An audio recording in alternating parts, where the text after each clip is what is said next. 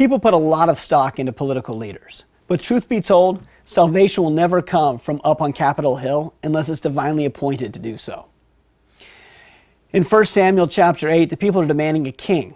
Samuel warns them about what they're demanding. But then, towards the end of the chapter, they respond to Samuel in verses 19 and 20, saying, "No, but there shall be a king over us, that we also may be like all the nations, and that our king may judge us and go out before us and fight our battles."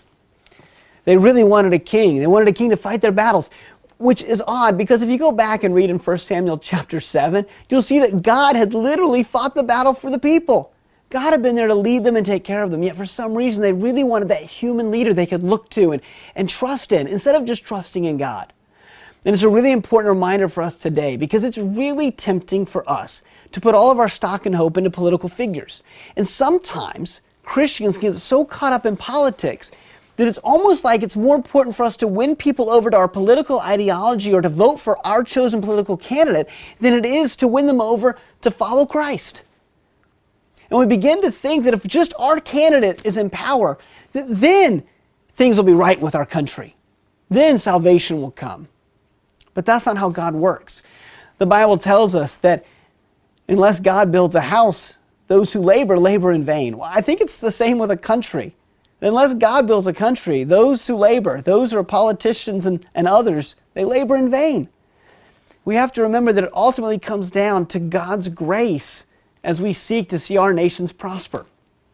And so while it's important as citizens to take an active role in politics and if we live in a democracy, to vote, and to take an active part in having dialogue and discussion with others about what we believe, we need to remember that no matter any human candidate, they can't bring about all the results we want without God being the one that's the driving force behind it.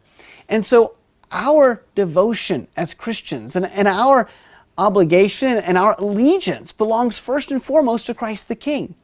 If He chooses to use people, which He can do, then we're going to be thankful for that. But what's most important is that our hearts are right before God, that we're seeking His face, that we're prayerful for our leaders, whoever they may be, and for our nations.